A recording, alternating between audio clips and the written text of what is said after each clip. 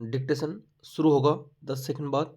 न कमाने की चाह रखना कोई गलत बात नहीं है।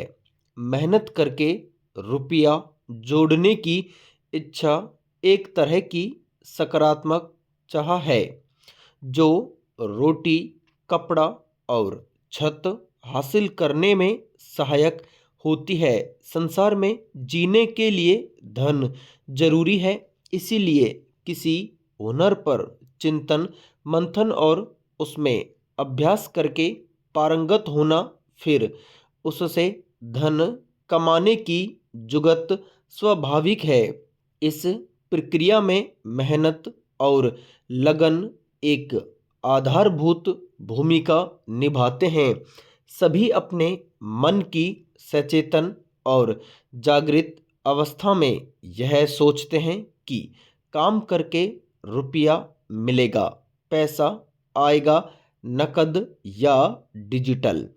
आज के भौतिक सुख प्राप्ति के समय में हर बात पर, हर चीज के बदले बस धन की प्राप्ति हो, यही बात जरा नकारात्मक है। पैरा धन पाकर अमीर बनने का स्वप्न इंसान के दिलो दिमाग पर निरंतर प्रवाहमान और परिवर्तनशील होते हैं।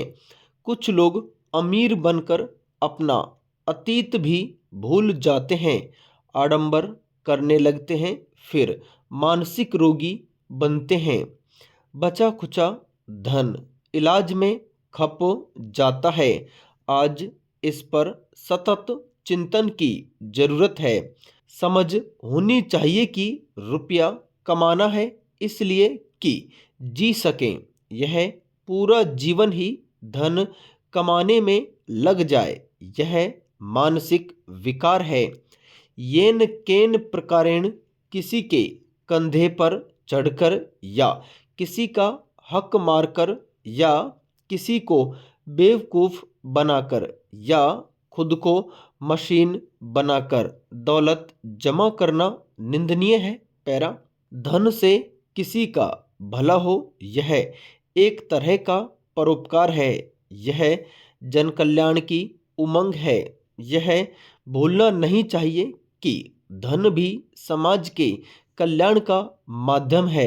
धन को सबसे साझा करना मन की उन्नत अवस्था का सूचक है, जबकि धन पाकर मन में चंचलता, लोभ और कंजूसी अपरिपक्व मन की निशानी है।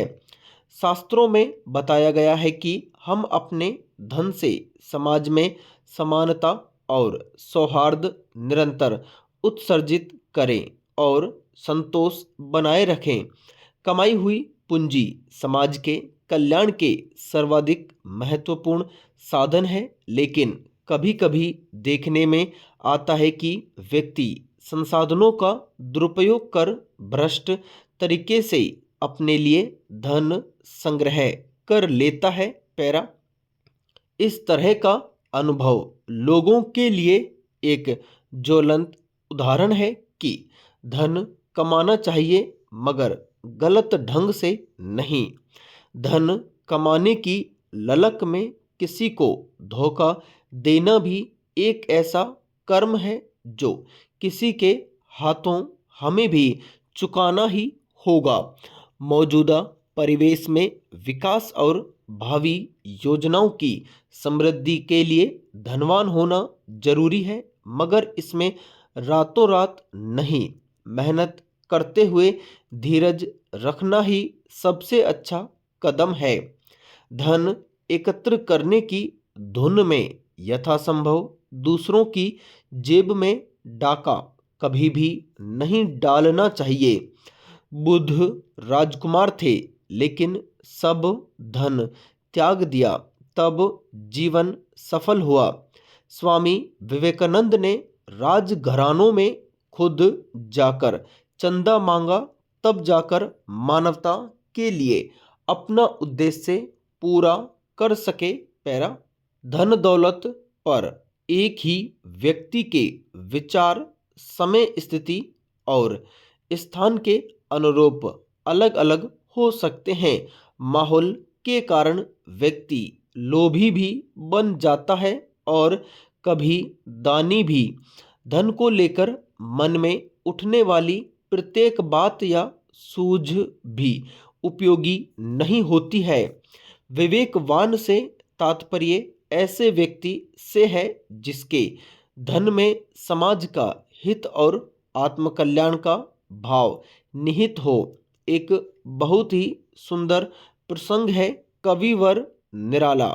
एक बार रात के समय कवि सम्मेलन से लौट रहे थे।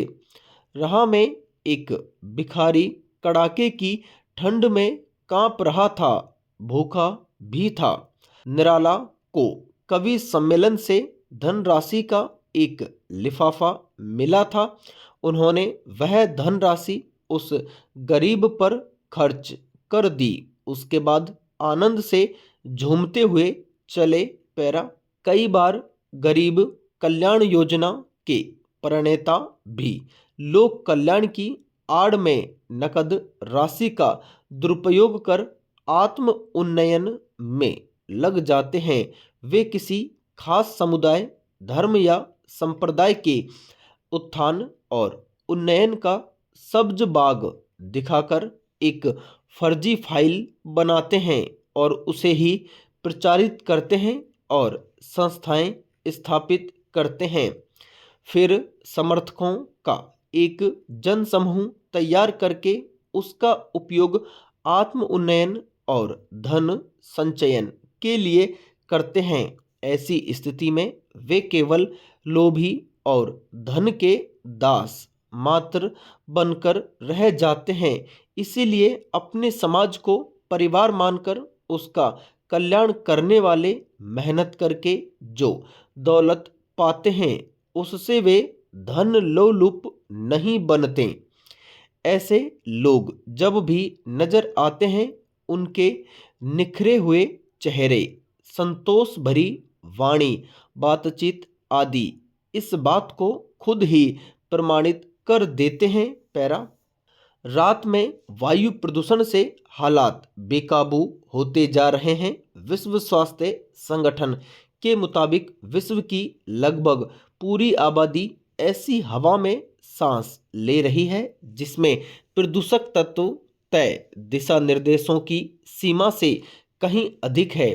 2019 में इसकी वजह से करीब 67 लाख लोगों की मृत्यु हुई थी।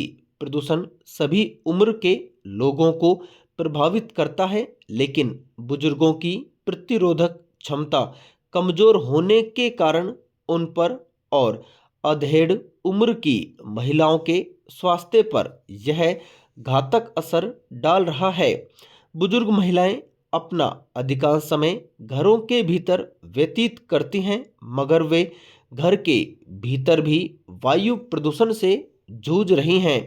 प्रदूषण के कारण उनमें नेत्र, त्वचा, नाक, गले में खुजली, चक्कर आना, थकान, रक्तचाप, चिड़चिड़ापन, अवसाद, अनिद्रा, बहरापन, मानसिक रोग, पेट संबंधी रोगों में लगातार इजाफा हो रहा है। हाल में हुए शोध बताते हैं कि वायु प्रदूषण से कुछ गंभीर रोग भी तेजी से बढ़े हैं जो बुजुर्ग महिलाओं की बुरी तरह प्रभावित कर रहे हैं।